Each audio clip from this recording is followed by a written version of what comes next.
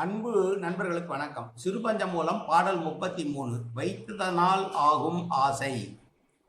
வணக்கம் நன்று ஆக செய்ததனால் ஆகும் செழுங்குலம். முன் செய்த பொருளினான் ஆகும் ஆம்போகம். நெகிழ்ந்த அருளினான் ஆகும் அறம். பிறரை திட்டுவதனால் நமக்கு வசையே உண்டாகும். பிறருக்கு வணக்கத்தையும் நன்மையும் உளமாற செய்தால் வளமான குடியில் பிறக்கும்.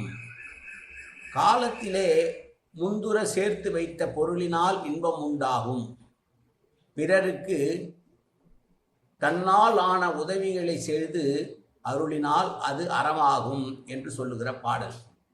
பிறரை வைவதால் வசை உண்டாகும். வணக்கத்துடன் பிறருக்கு உதவுவதனால் குலம் விளங்கும். சேர்த்து வைத்த பொருளினால் போகம் உண்டாகும்.